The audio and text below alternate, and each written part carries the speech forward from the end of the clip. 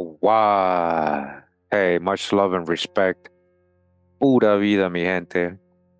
Thanks for taking the time to tune in. I appreciate you guys taking the time out of your day to be here, hear me, read or present what I have to present, and be patient. I appreciate you guys for that. Thank you for your time. Today we're gonna go ahead and get into this book. We're gonna get into a specific story of a lady here. This book's pretty good when it comes to stories of certain women and what they went through, involving, in the times of slavery and how they experienced it in different ways.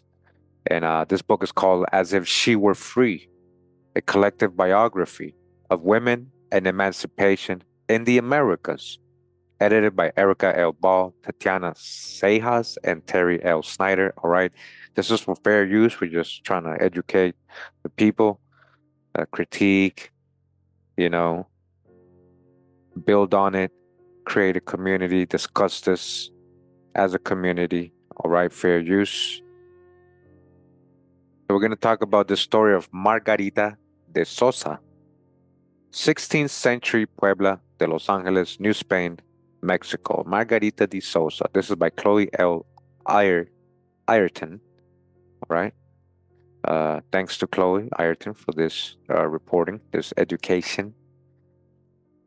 On July 15th, 1594, officials in Puebla de Los Angeles arrested a 58-year-old Margarita de Sosa on charges of witchcraft, brujeria, and hauled her from the city where she then resided, Puebla in New Spain, to the secret jails of the Holy Office of the Inquisition in the vice-regal capital, Mexico, present-day Mexico City. As was typical in inquisitorial trials, Sosa did not know why she had been arrested. However, she soon informed the prosecutors in her trial that she was innocent. Her spiteful enemies in Puebla must have furnished any accusations levied against her.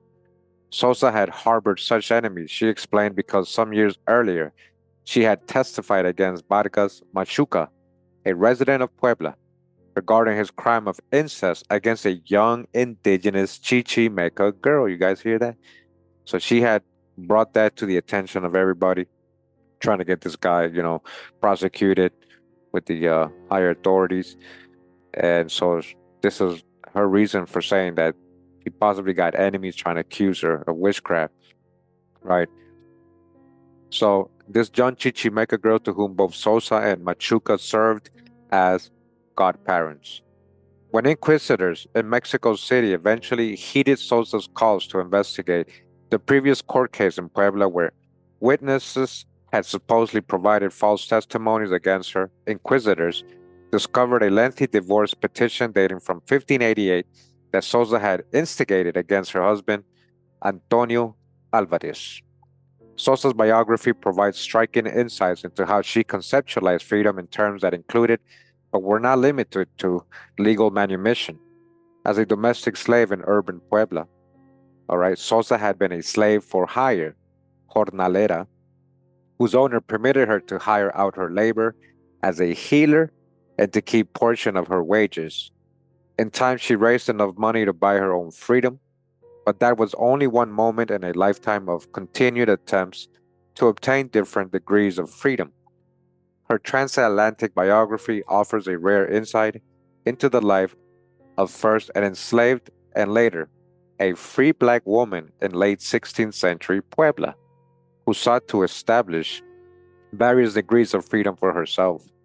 Entrepreneurship, self-fashioning, self-transformation, and legal maneuverings were central to Sosa's attempts to claim freedom, from being owned and refusing that her owner abuse her body, to owning others from marriage, and eventually the opportunity to purchase her own manumission, to seeking freedom from marriage through divorce, and from serving others to being a proprietor.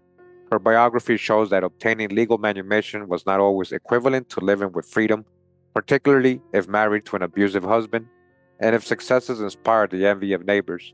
What follows is a discussion of Sosa's various paths to seek the depth and define greater degrees of freedom for herself and the many life-threatening risks that she encountered as a result. All right, so here's a little bit of her story here, historical story. Remember, we're in the 1500s. It says freedom and degrees, from slavery to manumission. After 4 or 5 days languishing in a prison cell in the Inquisition's secret jails in Mexico City, without any clarity as to why inquisitors had arrested her, Sosa was summoned to appear at the first hearing for her trial on August 8, 1594. In that hearing, inquisitors described Margarita de Sosa as a free black woman who was born in Porto in Portugal. Listen, and who lived in Puebla. She's Portuguese, huh?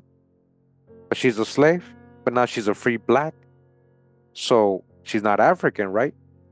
But she's so called black, right? She was born in Portugal, you already know, all right? And who lived in Puebla, where she married to a shoemaker and where she maintained a trade as an innkeeper. The description employed by the prosecutor relied on language that included Sosa as a member of the respective communities where she had been born and resided in the Iberian Empire, all right? She's from a respective community, not coming from Africa.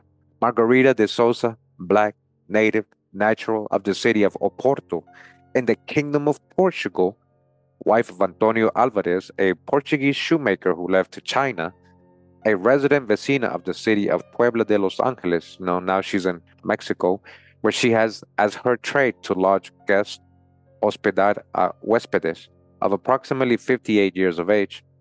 This succinct biography of Sosa betrayed no hint of the long history of violent enslavements and multiple forced displacements across the Atlantic world that she had endured in her lifetime as an enslaved woman, nor of her multifaceted attempts to obtain various degrees of freedom. In contrast, in a separate testimony a few months earlier in Puebla, a free black man and vecino of Puebla named Francisco Gallardo, okay, a so called free black man in Mexico, right? Francisco Gallardo noted Sosa's former history of slavery by describing the visible branding on Sosa's face that a former slave owner burned on her skin in order to mark her status as a slave. Margarita de Sosa, Portuguese and mulatta, who is not entirely black, no es bien negra, and with some letters on her face, rostro, who is free and married with Antonio Alvarez, Portuguese, and a shoemaker who is at present in China, and she gave beds and food in this city. So it sounds like she might be, a crypto Muslim, crypto Jew who was kicked out of Portugal, became a servant, indentured, ended up in Mexico. Remember, those were Swarty people, not so-called Africans, and even the way they describe her, she's a Portuguese and a mulatta, not entirely so-called black, meaning not as dark complexion, but she is a slave, right? They call her a free black woman, so-called black, but she's coming from Portugal. She's being branded in the face. This is what I'm saying. If you guys saw the previous parts of this series, the real slave trade, you see how many people were being enslaved, where were they were coming from, a whole story that we never were told in school. And this is just one example. So these are like good, isolated historical lessons. It's a sad story about, the life of this lady, which she had in general, but it's good to learn from it, understand. It wasn't just so-called Africans. And again, this is a so-called black person too, but from Portugal, black European going through this. All right. And she's a slave in Mexico.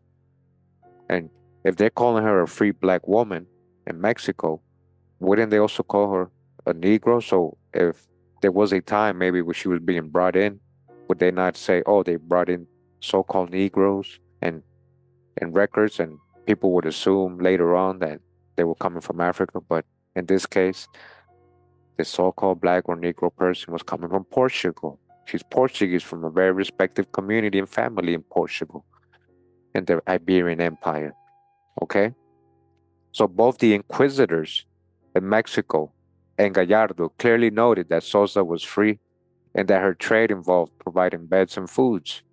Found among her belongings when inquisitors arrested Sosa in Puebla were 5 mattresses and a new wooden bed, suggesting that she could provide accommodation to at least half a dozen customers per night. All right. So imagine these are the Catholics who are messing with her, the inquisitors, people who go after, right? Who are the inquisitors going after in general? The crypto Jews, crypto Muslims, those are who are practicing their other religion, not Christianity, not Catholic, right? And then they would put them on trial, and some of them might get, you know, condemned to death and things like that. So they're saying she's a witch, but why are they messing with her so much in general? Who is she really? What is her background? What is her beliefs? Right? Says during Sosa's first hearing for her inquisitorial trial in Mexico on August 8th, 1594, she informed her interlocutors that she had endured a grueling life of violent captivity and sexual abuse across the Atlantic at the hands of various slave owners. All right. You see what she went through? All right. Again, she's Portuguese. And the genealogical biography that Sosa provided to inquisitors, she explained that her father was a merchant named Juan de Caceres, a merchant. Who's the merchants? Remember, mostly Sephardic Jews or Muslims, crypto Muslims. Those are your merchants. So we ain't making this up, right? Portuguese merchant, most likely Sephardic Jew, named Juan de Caceres from Oporto, and that her mother was Lucia, a negra, it says, from the island of Madeira. She's from the Madeiras. She's not from Africa. Her mom was being referred to as Negro, but I bet you her dad was also melanated as a Sephardic Jew from Portugal, a merchant. So the island of Madeira in the Atlantic coast, there was many Indians being brought there. There was also many people from Portugal and Spain that had fled there during previously Inquisition, all during the Inquisition. So it would be conjecture to say, oh, just because they're calling her Negra, that it would imply that she was born or coming from Africa. This is what we're trying to explain here, okay? So either way, you saw the breakdown. You got to prove the African part, right? We see what is recorded that she was born in Portugal. Her dad is Portuguese, a merchant, Sephardic Jewish. Her mom was born in the island of Madeiras, okay? Sosa did not explain whether her mother had been enslaved during Sosa's lifetime, nor whether her mother had been enslaved to Sosa's father, all right? That was never written, so you can't infer that she was a slave, her mom, all right, at all. Instead, Sosa's Discurso de Vida, a biographical narrative that inquisitors asked defendants to recount during their first hearing, described how she grew up enslaved in the house of her female owner, Senora Lucrecia de Cisna. And most likely she was like an apprentice, she was, children were given to other families to work. The parents would collect the money. The Sosa recalled that her owner took Sosa to Lisbon, right? We're talking about in Portugal. We're not talking about in the Americas, right? When she was 20 years old and sold her to a Flemish man. Sosa's new owner reportedly forced her to endure a grueling time of being subjected to regular acts of rape while enslaved in Lisbon. Right? You guys hear that? Unfortunately, right? However, as Sosa testified to the inquisitors, within 2 or 3 years, she had informed her owner that she refused to continue living at his Aman Cebada. Sosa did not explain to her interlocutors what measure of resistance she enacted in order to deny her owner access to her body, nor did she dwell on whether she endured physical violence as a result of her refusal to comply with his sexual demands. However, Sosa's refusal to continue engaging in a carnal relationship with her owner was the first of many acts of resistance that she enacted in her lifetime in order to claim a measure of freedom. After her refusal, Sosa recalled that her owner sent her from Lisbon to Seville, presumably to be sold in a slave market in that city. All right, all of this is all happening, Portugal and Spain, right? So Lisbon in Portugal, Seville, Spain. There, a second Flemish slave owner bought Sosa and sent her across the Atlantic. So who's the so-called Flemish? Remember, a lot of these so-called Flemish were the same merchants, people who had fled their country of Spain and Portugal and ended up in the Flemish areas, right? Where people are coming out of, they're being called Flemish. Yeah. So again, give us details. We want to know details. Who exactly are you talking about so we can know who he is, so-called slave owners. Doesn't mean these are all so-called white folks, all right? Don't be thinking in crayon color. terms. All right. So he supposedly sent her across the Atlantic to New Spain in approximately 1570. Once Sosa arrived in New Spain, a priest or canon clergy, canonigo, and familiar of the Inquisition reportedly purchased her in the city of Puebla. She was subsequently sold to additional times in that city. Sosa gave no explanation for the multiple sales of her labor and body as a slave or of her experience of the forced and potentially fatal journey as a slave across the Atlantic Ocean. So she was probably already tagged with that. Like, whoever was selling and buying, they already knew what kind of services she provided, right? Unfortunately, the negative, very negative, bad experience for her. But that's probably what she didn't understand. That's what she was being sold as. Nor did she dwell any further on the treatment that she received from her subsequent owners across the Iberian Atlantic. To recap, over the first 3 decades of her life, 7 slave owners bought and sold Sosa across 4 cities of the Iberian Atlantic: Oporto and Lisbon in Portugal, Seville and Castile, and Puebla de Los Angeles and New Spain. All right. So again, Portugal to Mexico, not Africa to, North America or whatever, coming from Portugal. Okay. Make that clear. Says by the mid 1580s, Sosa's odyssey of enslavement to numerous owners had landed her in Puebla, a city in the central highlands of Mexico that had been founded by Castilian colonists in 1532 and served as a major commercial and communication crossroads between the Atlantic port town of Veracruz, the inland town of Jalapa, and Mexico City. By the mid 16th century, Puebla figured as an important city on the Royal Road, Camino Real, between Veracruz and Mexico, with a constant influx of temporary dwellers as travelers, merchants, soldiers, members of religious orders, and colonial officials passed through the city en route to other sites in New Spain, the Caribbean, the Pacific, and the Iberian Peninsula.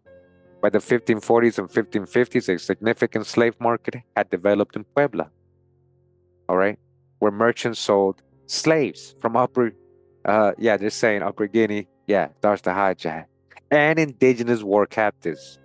Yeah, there you go. And now we know who was there. You think she was the only one? You just told us she came from Portugal, so why are you saying Upper Guinea? Oh, you mean way Upper Guinea? You mean Europe? Oh, that's what you mean. I get you now. But we know definitely Indians and Europeans were being enslaved. As an example, Margarita, she's coming from Portugal, where she ended up as a slave, right? And she's being called so-called black. This is what I'm saying. They would label her African. So who are you talking about? Give us names. So merchants, what merchants? Give us names. So what kind of slaves? Give us their names. Where they coming from? What boat? What port? What's their voyage? Give me the record. This is what we're saying. We're correcting history, okay? We're trying to help educate fair use. We appreciate the work you guys done writing this, though. From the Mexican War in New Spain, that's where they got indigenous war captives, too. It says enslaved individuals in Puebla's private households had some degree of autonomy in the city, or at least more so than those destined to labor in mines and textile production.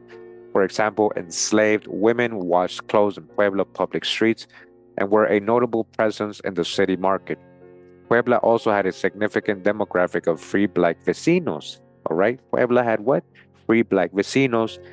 There were a few black vecinos registered in the town council records in the mid 16th century, and by the 1570s, contemporaries estimated a black population of some 500 black men and women, most of them enslaved, right? That's what they're saying. And these are the only ones they're counting as so-called black, as well as many people of mixed or Negro descent, mulattoes, free African descended men, that's the hijack again, and women who rented or owned land or inns in rural regions between Jalapa and Puebla in the late 16th century also maintained commercial ties in Puebla, sometimes opting to sign notarial contracts in Puebla as well as in Jalapa, and came into contact with the black residents of Puebla when conducting business in the city. All right, these are regular black Mexicans conducting business, free.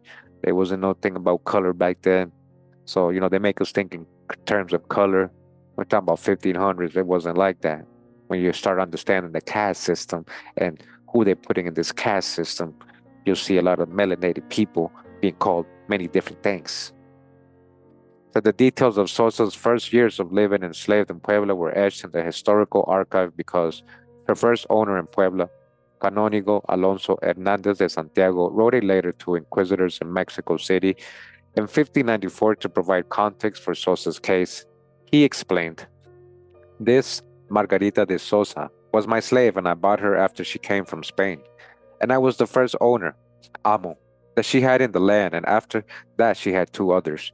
One was Alonso de Rivas, textile mill owner, or brajero, whom I sold her to, and Rivas sold her again to another owner, and in whose power Antonio Alvarez liberated her, having married her before. The reason why I sold her was because she spoke too much and used bad language, no por tener buena lengua, even though she was a good servant." You guys hear that? Oh, she was feisty? Hmm. During the years that Sosa first lived in Puebla, she may have obtained a slightly greater degree of freedom than in Iberia, even though she remained enslaved. Sosa testified both in her litigation suit in Puebla in 1588 and in her inquisitorial trial of 1594 that she had maintained a labor for hire arrangement, jornalera, with her owner in Puebla. In practice, Sosa likely worked as a healer, tending to the maladies of various residents of the city who sought her services, while her owner kept a percentage of her wages. It is possible that Sosa might have lived independently from the three men who owned her during her early years in Puebla. Certainly in the nearby town of Jalapa, it was not uncommon for slave owners to send their slaves to live in the Veracruz port, where they would rent out their labor, while slaveholders would reside in Jalapa and receive a portion of their slaves' wages. While enslaved in Puebla, Sosa was also permitted to marry a free Portuguese shoemaker named Antonio Alvarez. So you see how they're saying he's a free? Why would they have to point that out? Because he's so-called black, maybe? So they got, oh, remember, this is a free one. A free Portuguese, huh? So there was enslaved Portuguese, right? Like her.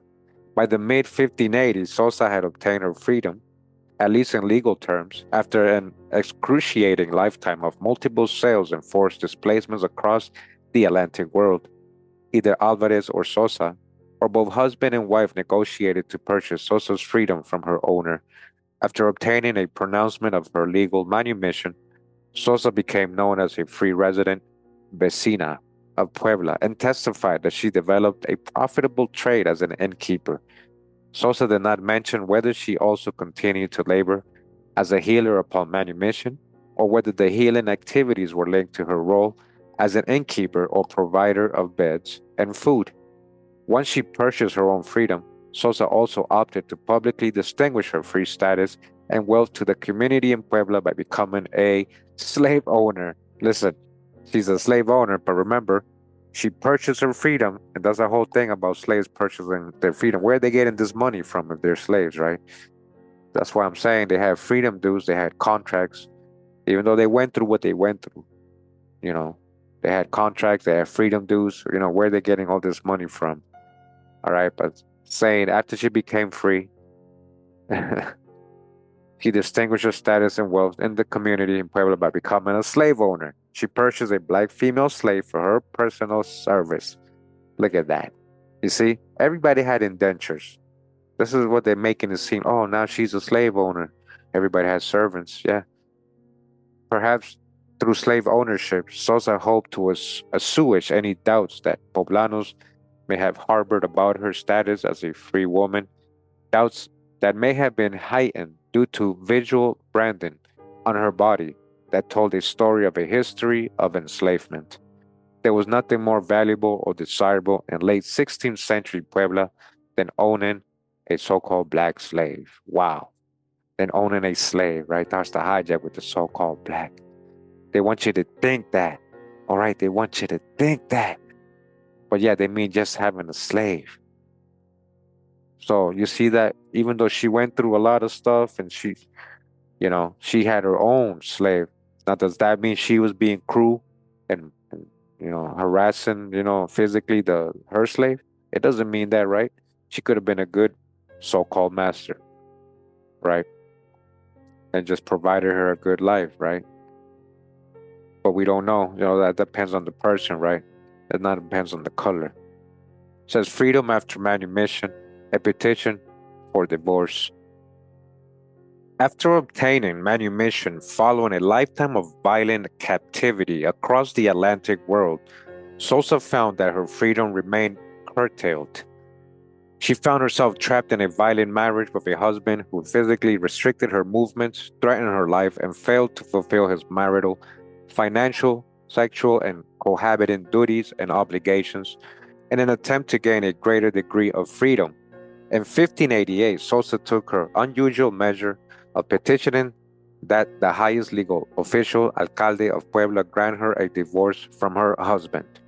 Sosa did not request an annulment to the marriage, but rather an ecclesiastical divorce, which was a permanent or temporary legal separation that suspended the obligation of marital cohabitation without dissolving the marriage bond. A pronouncement of ecclesiastical divorce did not signify the freedom to remarry, but instead permitted the parties the right to live separately, to settle their estates, and to manage their affairs independently, while retaining all other incidents of marriage, including the responsibility of the husband to economically support his wife and the requirement of sexual chastity. Ecclesiastical divorce was not common in 16th and 17th century New Spain and was an absolute last resort for couples who had extremely troubled and often violent relationships.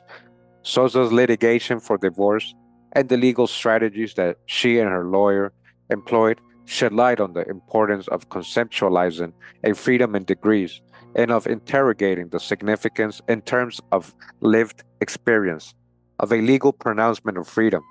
Typical petitions from wives who asked for ecclesiastical divorces cited their husbands' excessive and irrational violence, lack of financial sustenance, and scandalous adultery.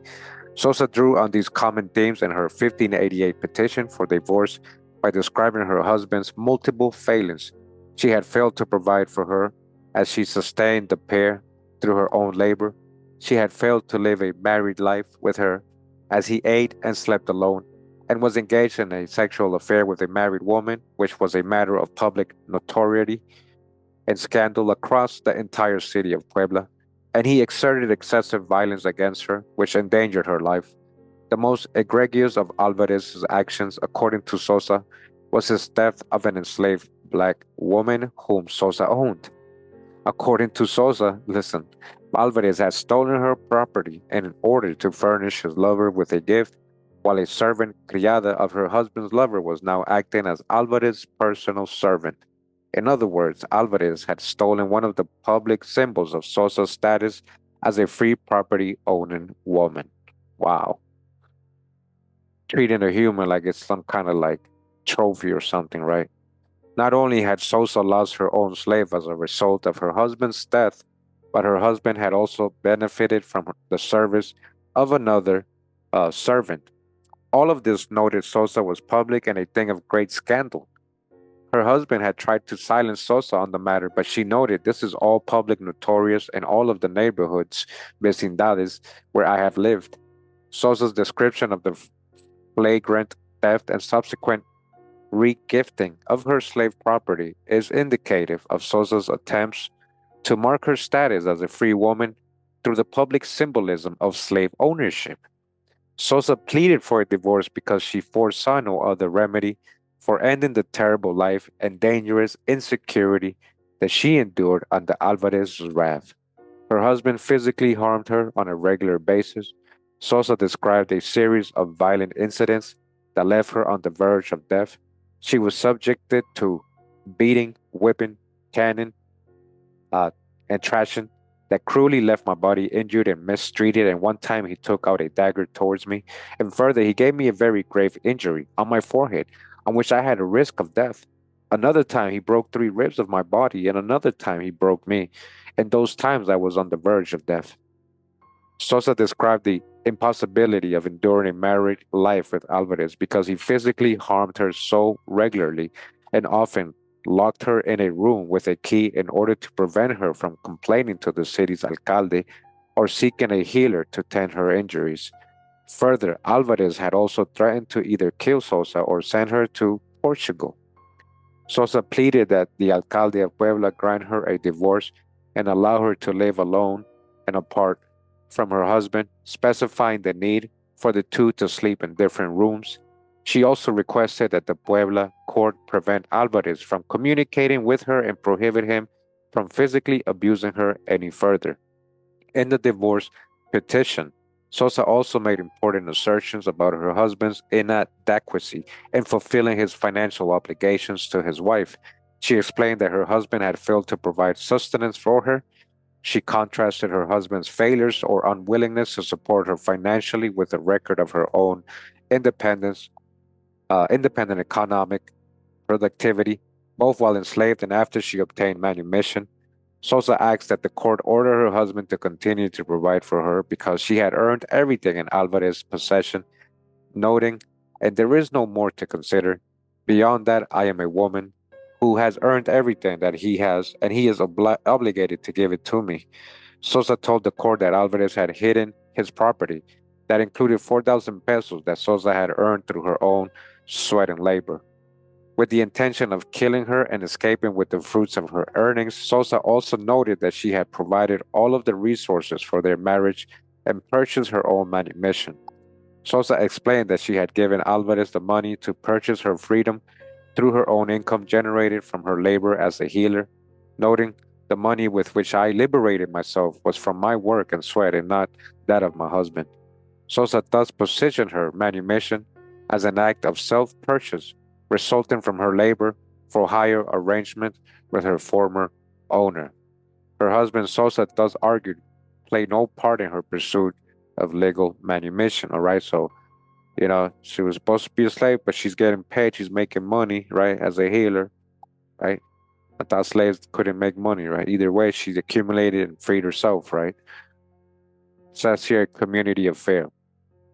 The Sosa Alvarez divorce proceedings became a moment of public reckoning about how to define a legitimate marriage, a husband's responsibilities within such a sacrament, and a wife's freedom and rights within a marriage. A diverse cross section of Poblano society played a role in assessing the legitimacy of the Sosa Alvarez marriage. Sosa called on 24 witnesses to attest to the many injustices and dangers of her marriage. Those who testified for her included merchants, slave owners, two black slaves, female widows who resided in Puebla, one of Sosa's former owners named Alonso de Rivas, and a young girl who labored as Sosa's and Alvarez's servant named Inez Perez. All right, she had a lot of servants, you see. Alvarez also sourced a varied cast of characters to act as witnesses for his defense. The testimonies for Sosa provide a striking insight into social relations in Puebla. Witnesses described visiting or dining in the private space of Sosa's and Alvarez's home, citing Sosa's injuries while in Puebla's public spaces, and discussing the magnitude of Alvarez's violence with Sosa. Sosa's witnesses confirmed that Alvarez beat Sosa and reported seeing the grave wounds to her body on various occasions. Others confirmed that Alvarez would often eat and sleep alone without Sosa. Some of the witnesses, including her former owner, Alonso de Rivas, also recalled that Sosa's husband was poor when the couple married and described Sosa as a hard worker who had earned all of the capital in the couple's possession and who had manumitted herself through money that she had earned as a healer. Eventually, Sosa's first owner in Puebla, Canónigo Santiago, also testified for Sosa in the divorce proceedings against her husband. Successful divorce petitions were rare in New Spain. Only 13% of the known 110 ecclesiastical divorce petitions between 1548 and 1699 resulted in a pronouncement of divorce. Due to the low success rate for divorce petitions, historians have theorized that wives litigated for ecclesiastical divorces not with the hope of obtaining a pronouncement of divorce, but because they knew that if judges granted that their cases be heard, wives would be placed in a protective custody or deposito, usually in a private house or institution, and out of the control of her husband for the duration of the legal process. 75% of the ecclesiastical divorce petitions remained unresolved, a figure that suggests that wives might have hoped to remain in protective custody in a deposito for a lengthy periods of time, if not permanently. Sosa thus perhaps did not hope for a pronouncement of divorce, but rather for the freedom to live separately from her husband and to receive maintenance from him while she resided in a temporary or permanent deposito. Let us recall Sosa's initial petition that the court 1. Allow Sosa to live alone and distance from her husband, specifying the need for the two to sleep in different rooms. 2. Prevent Alvarez from communicating with her and prohibiting him from physically abusing her any further. And 3. Order her husband to continue sustaining her with food. If Sosa's aim was to be placed in a deposito or shelter, depositada, she emerged somewhat victorious from the legal proceedings as the Puebla court ordered that her husband sustain her with an advance payment every year of 150 pesos de oro común while the case was ongoing and she remained sheltered in another house. Given the high rate of unsolved and pending divorce cases in New Spain in the period under study, Sosa might have judged that her success lay in compelling the judge to allow for the divorce case to proceed in placing her in a deposito and ordering that Alvarez sustain her rather than any actual resolution of the case per se.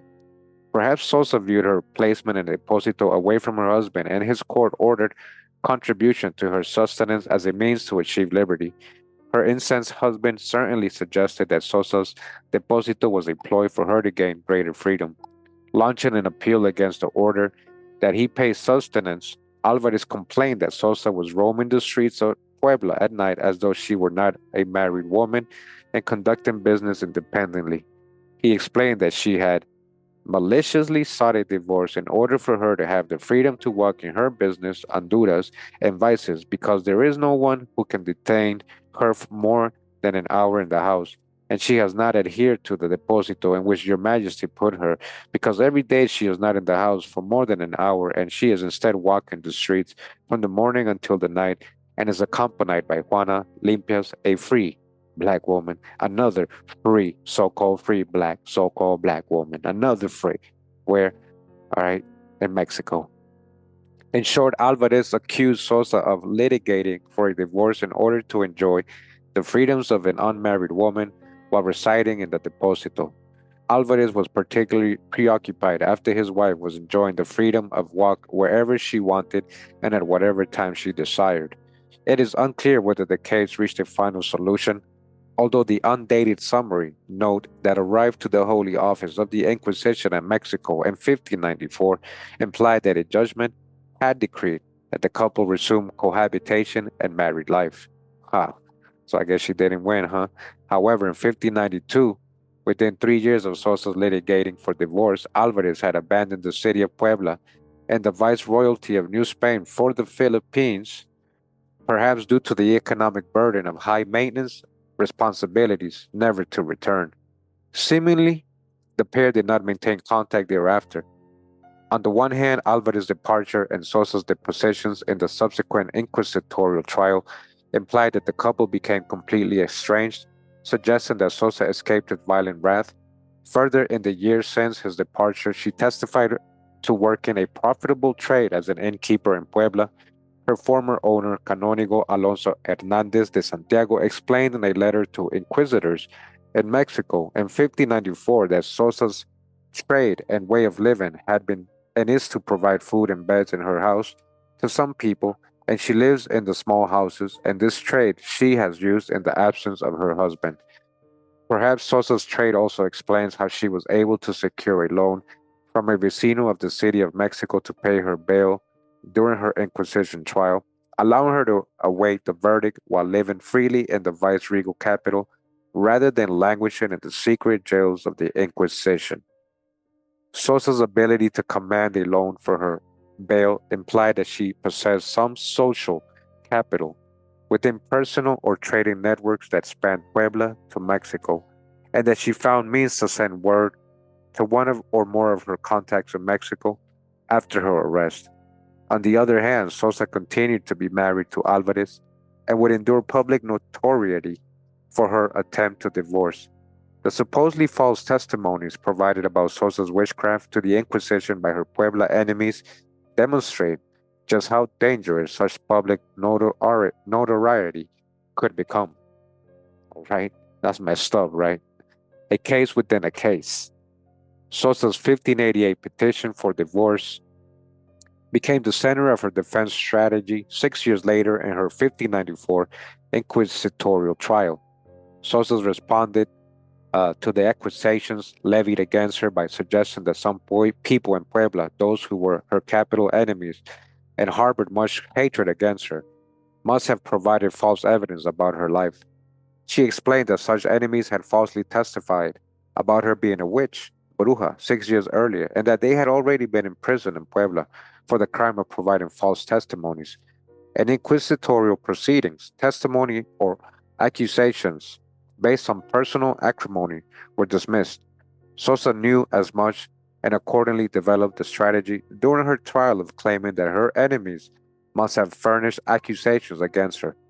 In the four inquisitorial hearings for her case between August 8th and 22nd of 1594, Sosa refused to discharge her conscience about any crimes that she may have committed. Instead, in each hearing, Sosa reaffirmed that people who hated her in Puebla and who had threatened her and promised to do all the bad that they could to her must have provided false testimonies. Sosa demanded that the inquisitors seek the transcript from a legal proceeding from 6 years earlier in Puebla, in which a number of witnesses had falsely accused her of witchcraft and had been imprisoned for their offenses, including a free black man named Francisco Gallardo. All right, even a black man doing that to her, another black person, right? The comisario of the Inquisition for Puebla and the Archbishopric of Tlaxcala, who was responsible for collecting information about any potential crimes in the region, was Canónigo Alonso Hernández de Santiago, who had been Margarita de Sosa's first owner in Puebla. Santiago had written to inquisitors in Mexico in 1594 to describe the history of the false testimonies against Sosa in Puebla. In that letter, Santiago explained that witnesses in Puebla had testified to him in February 1594 about Sosa's reported brujeria, but he noted that in a court case that she had with the ecclesiastical court, Audiencia Obispal, against her husband to petition for a divorce, some people testified that Sosa had put some powders in the food and that, as I had noticed it, and that I punished her for it. It was a false testimony, and that it was I declared in the court case. That's is what I declare, he's saying. So he's saying that wasn't true. That didn't happen. Santiago assured inquisitors that he had sold Sosa because she talked too much, and not because she had a bad servant, or she was a bad servant, nor because she was a bruja or a witch, as some people in Puebla had claimed. Perhaps the arrival of Santiago's letter convinced inquisitors to duly acknowledge the potential danger of relying on accusations furnished by witnesses whose statements might have resulted from hatred or personal acrimony, because they instigated the lengthy measure of requesting the divorce case from Puebla that Sosa had cited. In the meantime, inquisitors permitted Sosa to live freely in the viceregal capital on bond while her trial remained pending, noting that a vecino of a Mexico was willing to pay a bond for her freedom. Upon receiving from Puebla the transcripts of the 1588 divorce case, the inquisitor decreed that a free black man named Francisco Gallardo had provided false testimonies to portray Sosa as a bruja as a result of his hatred towards her because of her litigation for divorce against her husband in 1588. On September 26, 1594, 2 months after her initial arrest, inquisitors granted Sosa license to return to Puebla until any new information arose pointing to her culpability. To fulfill the bureaucratic need for evidence, even in those cases that proved inconclusive, inquisitors concluded the entire transcript of Sosa's litigation for divorce in the file of Sosa's inquisitorial trial. As a result of this bureaucratic precaution, her divorce case in Puebla has been preserved over the centuries as though it were the transcript of her inquisitorial trial in Mexico. Right? And it says here, conclusion for the dismount. Says freedom for Sosa was a plural, varied, and fractional legal status and lived experience that emerged after years of negotiations for minuscule degrees of freedom across different contexts in the Iberian Empire. All right, not West Africa. Sosa put an end to being raped by one of her earlier slave owners in Lisbon and did so regardless of the possible violent or fatal consequences that such a refusal might entail. Some years later, she enslaved or when enslaved to a different owner in Puebla, she negotiated for the right to marry and possibly also to labor as a jornalera, and therefore the freedom to rent her labor in Puebla, while keeping a small percentage of her earnings. While enslaved, Sosa also negotiated for the opportunity to purchase her liberty. Upon gaining legal pronouncement of liberty and living as a vecina, Sosa felt trapped in a marriage with a husband who failed to provide for her, subjected her to scandal and public ridicule through extramarital affairs and the theft of her slave property, and harmed her through extreme physical violence. In those early days of her legal manumission, Sosa was thus free by law, but trapped in a violent marriage that denied her any sense of liberty at all. So again, you guys understand. So she went from slave to being trapped in this marriage by this guy, right? Because at that time, guys, remember the Catholics and all that, it was very religious minded. They don't want people divorcing, they want people to take marriages seriously. So it was hard to kind of like go to court for this, right? But this is all happening, right? And first what she went through, now this. Once again, Sosa sought to negotiate her freedom in degrees, and she took the usual step of petitioning for ecclesiastical divorce, for which she collected a host of witness testimonies to support the litigation. During that litigation, she became the subject of accusations of witchcraft and sought the testimony of her former owner, Canónigo Santiago, to prove her innocence. After the court's order that her husband continued to maintain her with a specific amount every year, perhaps Sosa finally experienced some respite because her husband then abandoned New Spain for the Philippines. Still, Sosa's arrest by the Inquisition in Mexico City demonstrates how her freedom was contingent and highlights how malicious and notorious gossip could easily result in the loss of a hard earned liberty through an inquisitorial trial. All right. So, again, guys, she had one, a similar case. People were saying she was a witch. She had proven them wrong. They had gone to jail for lying. And then she gets stopped again years later. Years later, she gets put on trial again for the same thing, right? It says punishments if found guilty of accusations of witchcraft could be severe, if not fatal, stretching from a permanent or temporary exile, destierro, from the city or viceroyalty where she resided, to having to endure public lashings and other forms of public humiliation in the cities of Mexico or Puebla, to albeit more rarely a death sentence and public act of the faith, auto de fe. Sosa's knowledge of inquisitorial procedure allowed her to convince inquisitors that they should investigate her divorce proceedings from 6 years prior in the city of Puebla. The strategy paid off and led to her acquittal and a license to freely return to Puebla until any further evidence of her culpability might come to light. Thereafter, Sosa disappeared from the archival record. We do not know whether she was rearrested by the Inquisition at a later date, or whether she remained in Puebla, or whether her estranged husband ever returned to New Spain.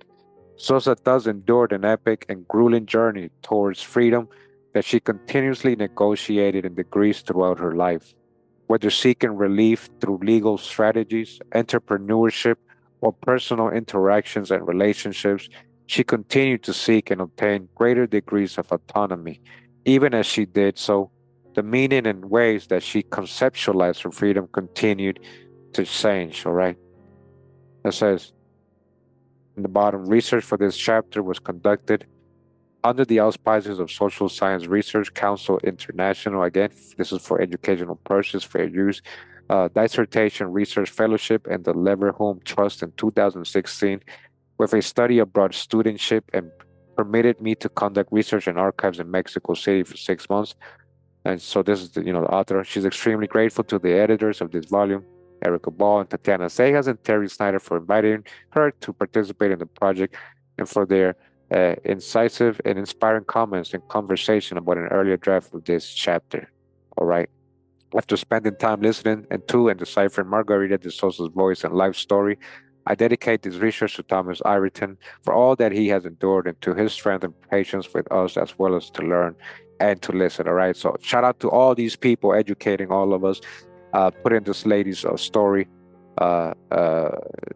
historically for the world to know.